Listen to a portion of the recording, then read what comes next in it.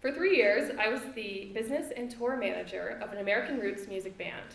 There were 4 members who shared 13 instruments and played mostly original material.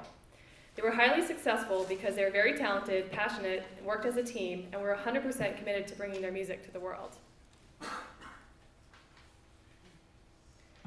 My role was to make their business run successful and to manage our constant tours. There's a lot of behind-the-scene work that goes into creating a successful business. And you generally don't see any of that work happening. Most people just saw me, selling merch and telling them when to go on stage. So they became my family, and it was like being married to 4 people at one time. And there were times that we stayed in 5-star hotels, and we were treated like rock stars, but most of the time there was 5 of us in one hotel room, 4 in the beds, 1 on the floor. So we became really like a well-oiled machine at living together and cohabitating, and this is us in a fan's tiny apartment in London. We traveled in the US in a Chevy Astro with a small trailer for our luggage and our merch, and we had a very strategic Tetris-like procedure for getting all of the 13 instruments, including a full drum kit, into the back. And each of us carried 1 suitcase plus 1 personal bag and lived out of it for months. So what creates a successful band? Teamwork. Driving 80 miles per hour in the dark on a long stretch of highway in the middle of nowhere in North Dakota, I hit a deer. And we were really, really lucky not to spin out of control and flip the van over, but the deer was not so lucky. So the next day we got up and we went to a junkyard, and with teamwork and some duct tape and wire, we fixed up the van and we were good to go. So much of the time was spent waiting for the sound guy to show up, waiting for, people to come back from a run so that we could leave, just waiting for hours to go by so we could start the show. And we spent this time working on our computers. So we divided up all the tasks and worked away. Here we are waiting for a ferry in remote British Columbia. This was taken during what we call the Avalanche Tour, where we had 2 weeks of shows in Western Canada, and there was a series of avalanches that closed all of the major passes. So we couldn't get to where we needed to go for our sold-out shows. So we spent hours researching where to go, and we got there. We played house concerts, bars, listening rooms, festivals, outdoor concerts, hot springs, wineries, churches. And this is from a big festival in the Netherlands where the crowd went wild. We probably sold 100 CDs that night. But some nights we played in a dingy bar for 5 people, and there's like so many highs and lows that it was awful. Some of the most fun shows were at Canadian festivals where they put 3 to 5 bands on a stage together. And they do spontaneous collaborations, and real true magic happens from these jams. The band put on fantastic, high-energy, powerfully moving performances every night, and sometimes I would stand in the back and be just moved to tears, even if I've heard the song hundreds of times. So we got to travel the world and play in some incredibly old and beautiful venues. This is the Holywell Music Room in Oxford, England. It's the oldest custom-built concert hall in Europe. It opened its doors in 1748. It's a very, music is a very personal experience, and it transcends oceans and people and ages.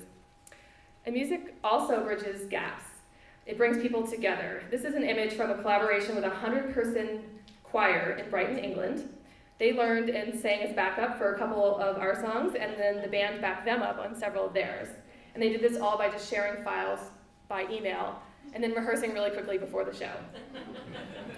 We had super fans, angels, throughout the world who went above and beyond to support us. Murray in the red shirt was one of them. Driving in the UK was quite a challenge, and when someone was driving, we were all totally alert and helping to navigate, stay focused, stay safe. When Murray got in and started driving us, we all just fell asleep immediately.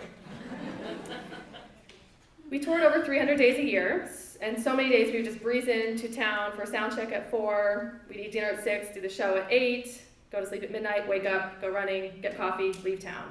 Many days I would just wake up and have no idea where I was at all. But we did get to visit some really stunning places like this magical rock place in the Lakes District in the UK. So here's another one of our angels, Rick, in New Mexico, over here in the green. And he was our biggest benefactor. He financed vehicles and organized shows and let us stay at his house for weeks at a time. All over the country we had adopted families who welcomed us in and fed us and took really good care of us. And it was that love that kept us going. Another gift was hearing the stories from our fans. One woman shared that she survived chemotherapy and beat cancer. She attributed her success to the joy and the hope that she felt as she listened to the music through her treatments. Another couple shared that they played one of the songs at their wedding as they stood at the altar. Music makes the world a better place. At the BBC in London here, we set our intention to go to Europe and got a booking agent, but then we had the problem that we didn't have enough money to buy all the plane tickets. So we sent out a desperate cry to our email list, asking them for donations and to help finance the tickets, and we received $1,000 from one of our fans. He said that at one point he was so deep in depression that he had driven out to the country to kill himself. And in his darkest moments, he listened to a Po Girl song in particular that totally struck him so powerfully that it changed his mind. And he was so grateful for that he wanted to give us that money and make sure that we could get to Europe. Allie, the lead singer, is a survivor of childhood sexual abuse and wrote a very powerful song about her journey of surviving the experience and prosecuting the man who had abused her for years. So we put together a tour called No Shame, which was the name of her song, to promote awareness of sexual abuse and for those who are survivors. We donated a percentage of all of our CD sales to 2 organizations who were doing advocacy work. And at every show, we had multiple people come up and personally thank us for, and sharing their stories of survival and appreciating bringing this topic out to the conversation, and told us how much, that song had healed their hearts, because music makes the world a better place. It was just an amazing experience to really be reminded about the good of people in the world and the positive impact that music makes on people every single day, and to be around that all the time. And art, I believe, art in whatever form, music or dance or painting, writing, light art, PKs, makes the world a better place.